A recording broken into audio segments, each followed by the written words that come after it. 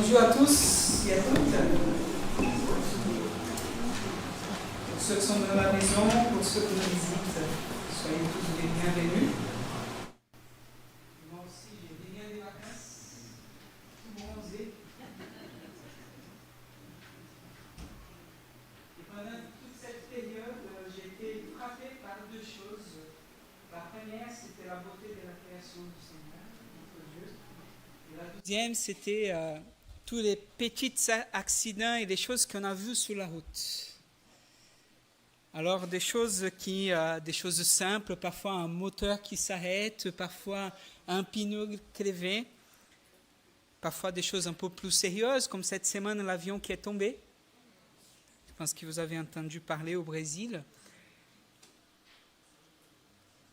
J'ai regardé un peu les Jeux olympiques, je n'étais pas du tout dans les polémiques, je n'ai pas regardé l'ouverture, merci Seigneur.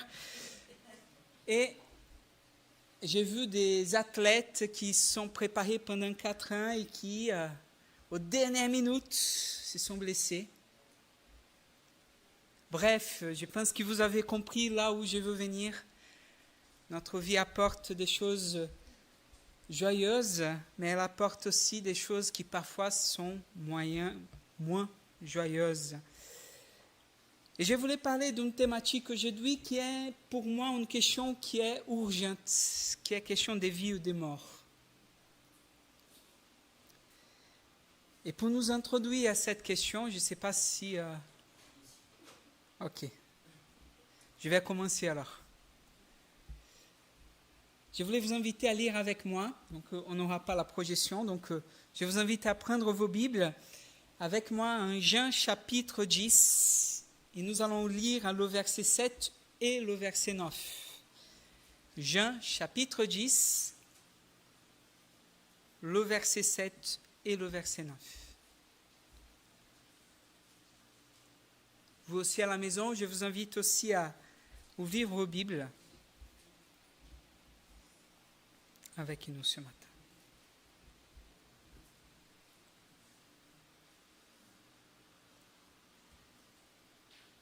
Et voilà, dans ma version, il est dit, en vérité, je vous dis, je suis la porte des brebis. Verset 9, je suis la porte. Si quelqu'un entre par moi, il sera sauvé. Il ira et viendra et trouvera de quoi se nourrir. Amen. Prions.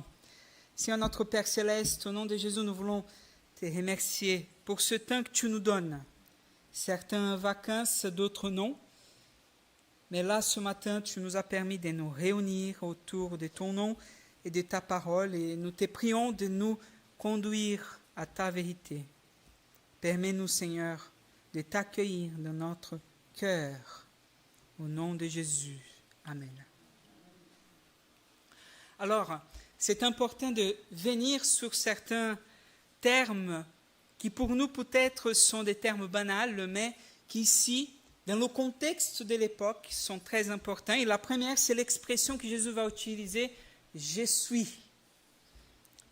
C'est un symbole mort aujourd'hui pour nous. Qu'est-ce que c'est un symbole mort? Ça veut dire que c'est un symbole qui, dans sa culture, signifie quelque chose, mais qui après, pour une autre culture, pour un autre temps, n'apporte plus les mêmes significations. Surtout dans notre langue française. Parce qu'ici en France, je peux dire « je suis » pour être un peu partout. Je peux utiliser pour m'y présenter « je suis Thiago ». Je peux l'utiliser pour parler de mon origine « je suis brésilien ». Vous avez compris par l'accent. Ou encore, je peux parler de ma localisation, je suis à l'église. Nombreuses sont l'emploi qu'on donne à ces mots ici dans notre culture. Cependant, dans le monde hébraïque, à l'époque de Jésus, personne ne prononçait cette expression. Ils utilisaient d'autres termes pour parler ce que je viens de dire.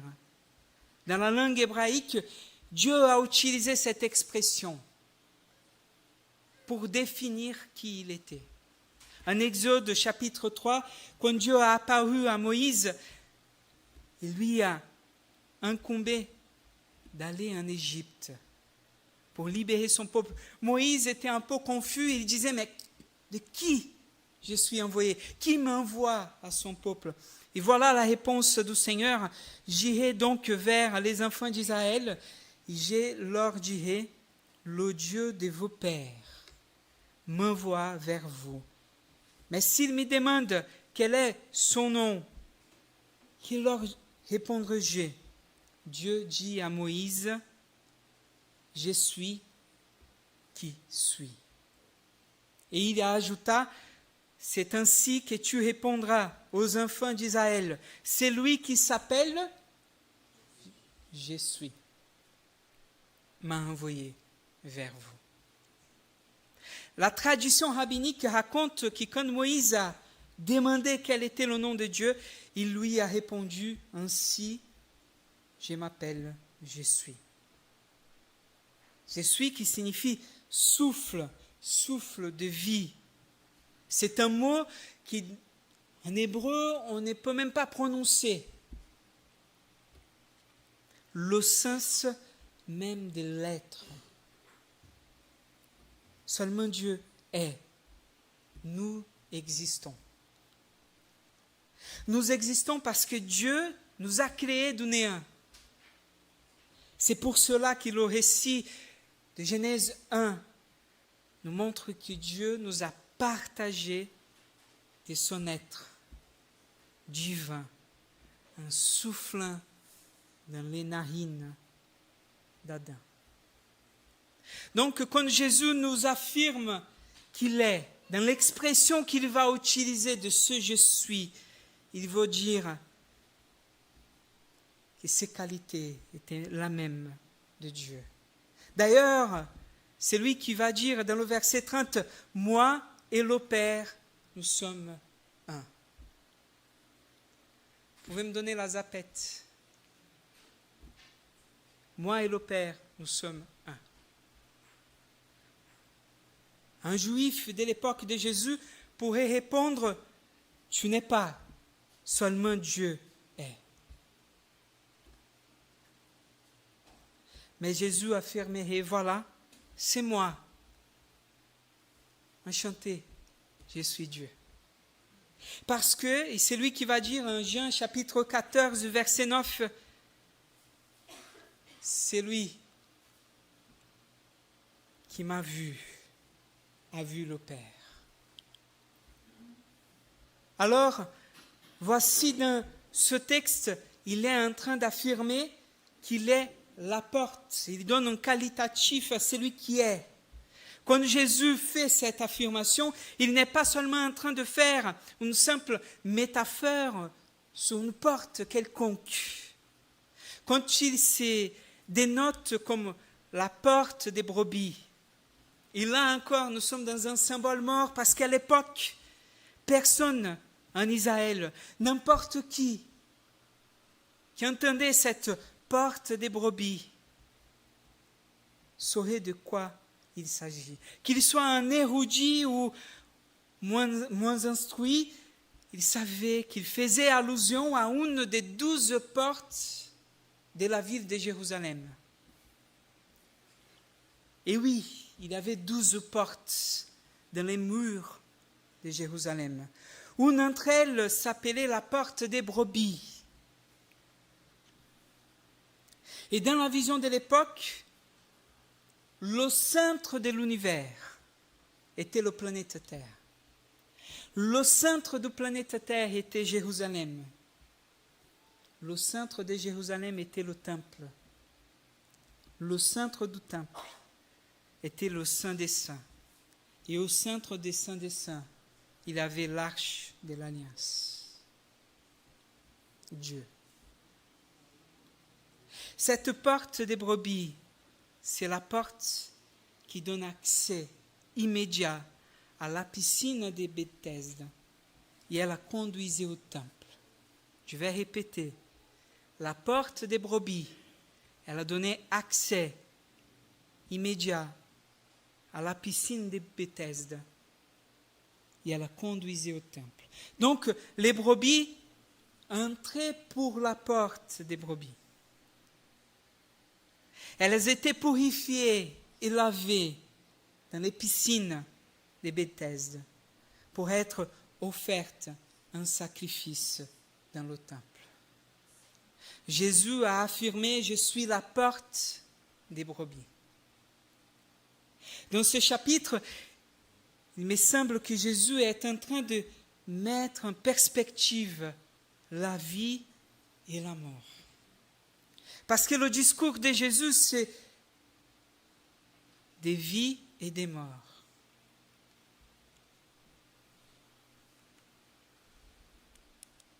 Ça passe plus?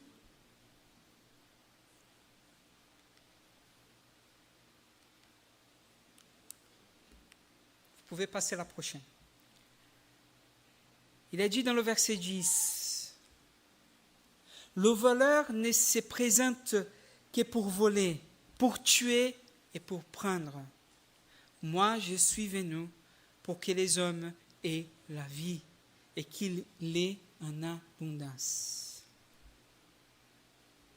Le verset 28, il dit, « Je leur donne la vie éternelle, elles ne périront jamais et personne ne pourra les arracher de ma main. » Verset 17, il dit, « Le Père m'aime parce que je donne ma vie. Le voleur tue, mais moi je donne la vie. » Donc, il parle de vie et de mort. Quand Jésus parle de vie et de mort, et il lui fait cette affirmation simple, « Je suis la porte des brebis », il y met mort et vie en trois perspectives, éternelle, sacrificielle et historique. Il construit une image propre du quotidien. Porte, brebis, enclos, voleur. Ce sont des images de la réalité du quotidien,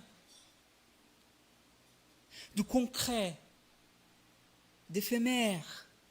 Quand il s'utilise de ces images pour affirmer qu'il est la porte des brebis, il met tout ce langage familial en perspective d'éternité.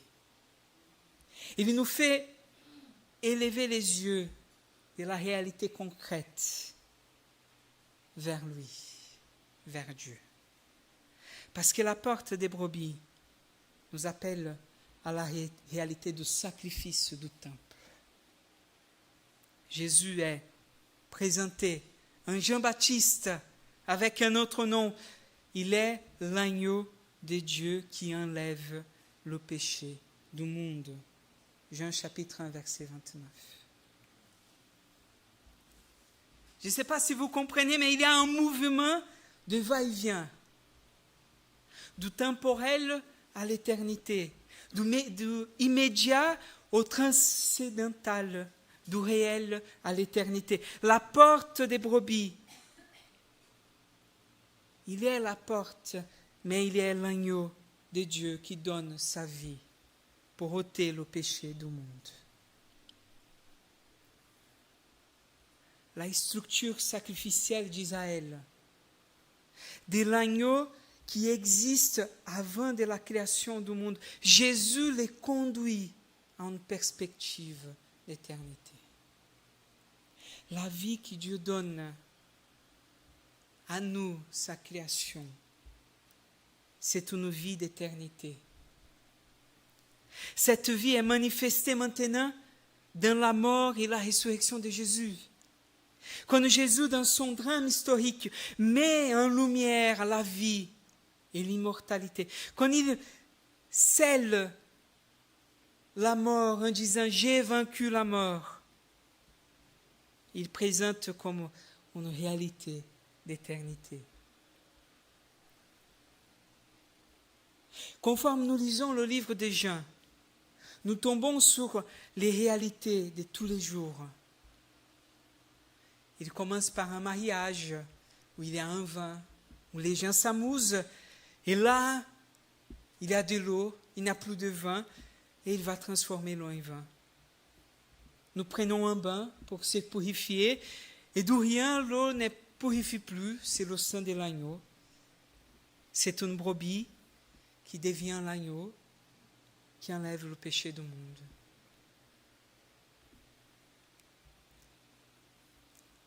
La grande question de notre monde, c'est exactement ça. C'est la vie et la mort. C'est le dilemme éternel et spirituel. D'ailleurs, toute notre technologie, toute notre santé, c'est pour essayer de nous faire vivre un peu plus, de nous faire dépasser le cap, de nous faire être une espèce de surhumain.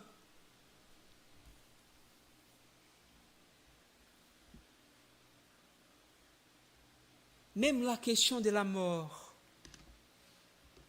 que nous débattons aujourd'hui, c'est pour essayer de contrôler la mort jusqu'au bout.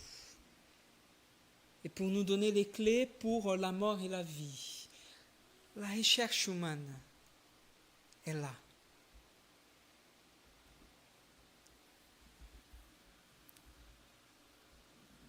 Et nous ne pouvons pas arrêter de regarder le but, la fin de la course, la réalité, les dilemmes sociaux, psychologiques, politiques, économiques, idéologiques et religieux de notre temps sont là aussi. Derrière tout cela se développe un grand et un énorme drame spirituel et éternel. Mais regarde ce qu'Éphésiens nous dit, car nous n'avons pas à lutter contre les êtres de chair et des saints, mais contre les puissances, contre les autorités, contre les pouvoirs de ce monde des ténèbres et contre les esprits du mal dans le monde céleste. Encore, Éphésiens, par notre union avec Jésus-Christ, Dieu nous a ressuscités les uns et les autres et nous a fait siéger les uns et les autres dans le monde céleste. Où nous siégeons? Je vous pose cette question-là ce matin. Où nous siégeons? Est-ce que ce verbe, il est dans le futur ou il est dans le présent? La perspective biblique d'une vie qui ne finit pas ici, c'est une vie d'éternité. Une vie qui ne va pas commencer un jour, qui commence déjà aujourd'hui. Le matériel n'est pas le réel.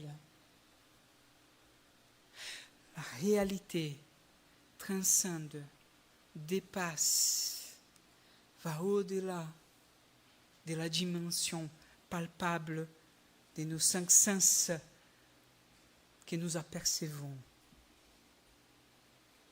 Alors la question que je me pose et que nous devons nous poser ce matin, c'est qu'est-ce que nous regardons? Est-ce que nous regardons les changements politiques de Macron?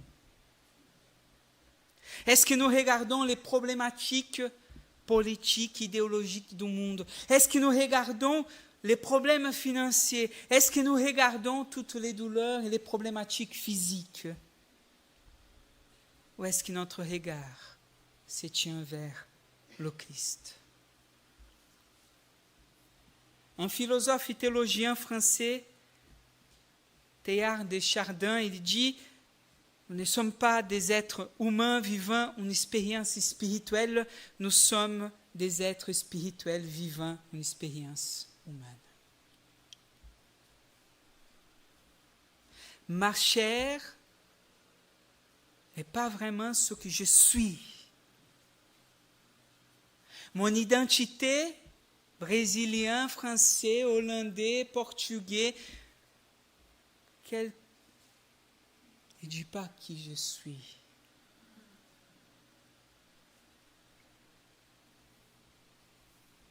Je suis enfant de Dieu. Ce n'est pas ce qui n'est pas encore manifesté et qui reviendra. Mais je sais que quand il se manifestera, je le regarderai tel qu'il est. Et je serai comme lui.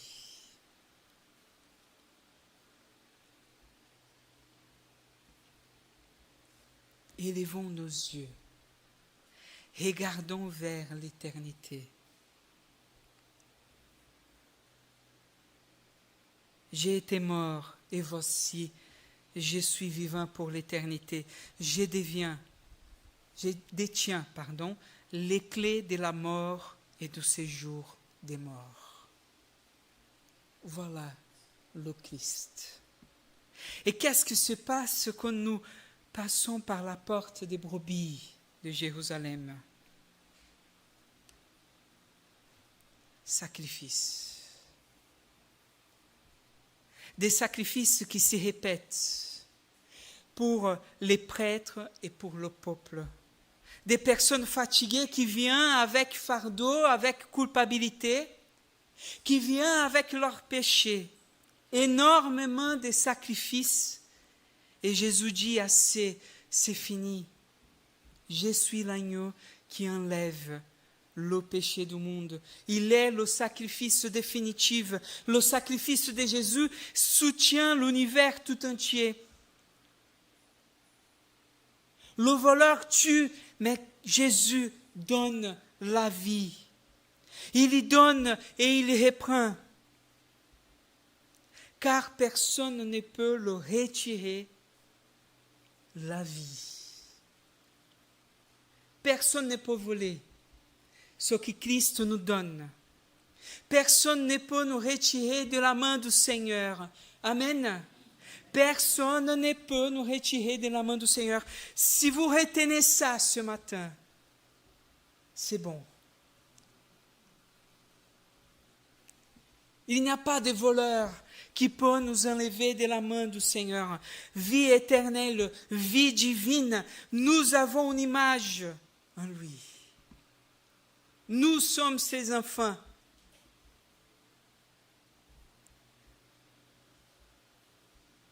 Et parfois, nous avons une définition de péché qui est très réductrice, qui est très pauvre, parce que nous définissons le péché seulement comme transgression morale, seulement comme un acte commis, seulement comme quelque chose comme une transgression de la loi. Mais avant d'exister la loi, nous étions déjà pécheurs. Paul nous dit en Romains 7 que la loi simplement vient révéler le péché. Et révéler le pécheur qui nous sommes. Elle est là pour nous montrer que je n'arrive pas à accomplir ce que Dieu est. Je n'arrive pas à être. Donc le dilemme moral sont juste là pour relever la créature qui nous sommes. J'ose dire ce matin, le péché, c'est l'arrogance de vouloir être un Dieu, de vouloir vivre sans Dieu. Le péché, c'est penser que nous avons tout en nous et que nous n'avons pas besoin de Dieu pour rien. C'est ça le péché de l'humanisme. C'est de vouloir vivre sans Dieu. C'est de vouloir se mettre au centre de l'univers. Et comment nous vivons sans Dieu? Qu'est-ce qu'il y a en dehors de Dieu? En dehors de Dieu, il y a le néant. C'est pour cela que la Bible dit, car le salaire qui verse le péché, c'est la mort, mais le don de la grâce que Dieu accorde, c'est la vie éternelle dans l'union avec Jésus-Christ, notre Seigneur. Quand nous disons non à Dieu, nous restons dans notre fondement. Sauf si quelqu'un se sacrifie pour nous donner la vie. Il y a une histoire que j'ai entendue et qui m'a ému. Je voulais le citer. Le Père, le Fils et le Saint-Esprit, ils étaient en conversation dans l'éternité, avant la création. Et tous les trois étaient là en train de profiter du temps, en train de vivre en communion les uns avec les autres. Et le Père a dit, je vais créer un être à notre image et ressemblance. Alors l'Esprit a répondu au Père, alors il sera libre. Dieu a répondu, oui, il sera libre comme nous. L'Esprit, en tant qu'être libre, il peut tourner le dos à nous. Et Dieu a répondu, oui.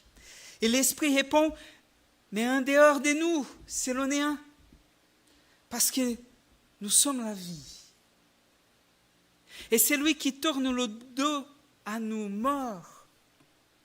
Et Dieu a répondu, oui.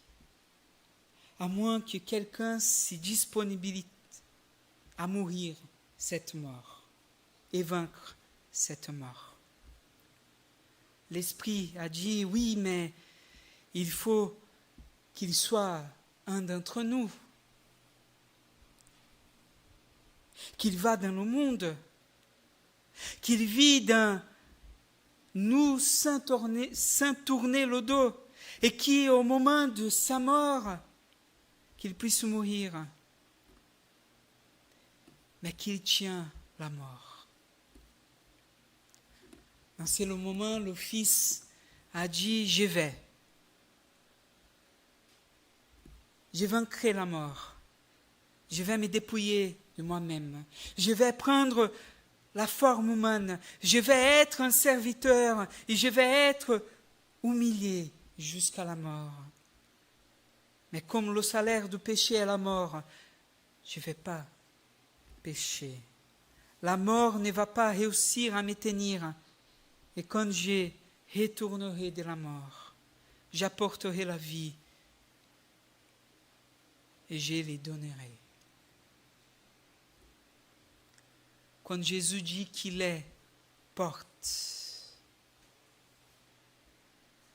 il nous avertit que tout l'univers s'y fonde dans son sacrifice, qu'il faut passer sur cette porte. Et en entrant sur cette porte, il y a la vie. Ceux qui utilisent la vie se donnent gratuitement. En tant que Dieu, contre lui qui est Dieu. C'est ça le sacrifice. Dieu lui-même paye notre offense contre lui. Il nous invite à passer par la porte, par le firmament qui est Christ.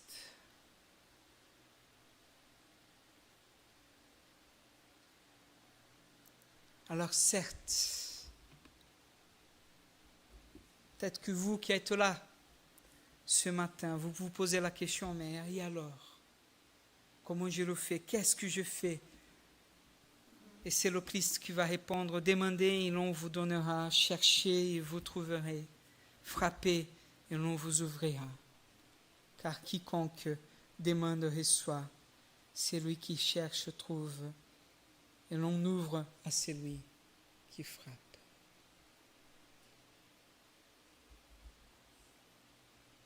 La porte est là, devant nous.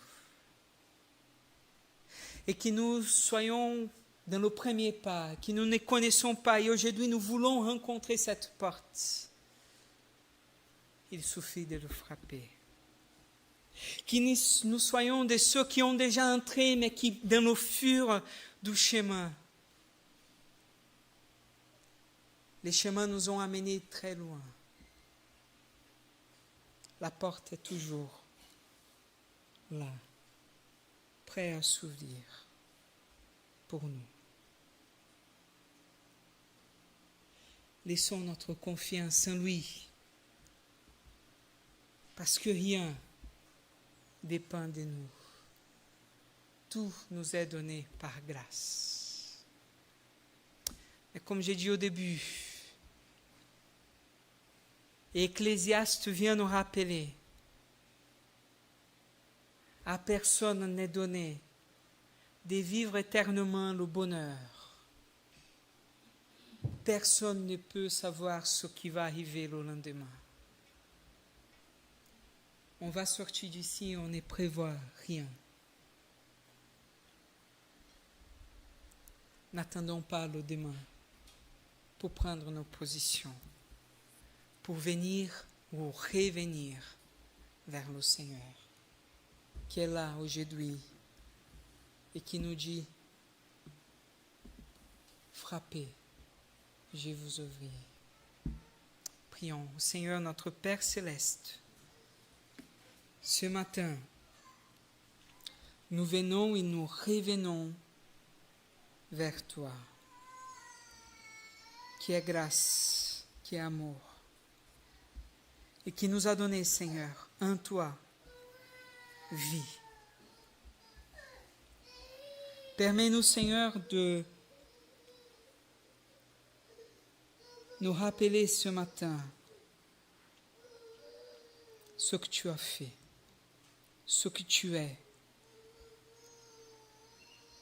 et de réaffirmer notre confiance en toi.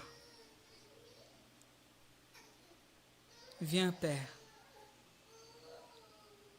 continue à transformer notre vie et à nous donner la foi et la confiance que nous avons besoin pour continuer à marcher en toi.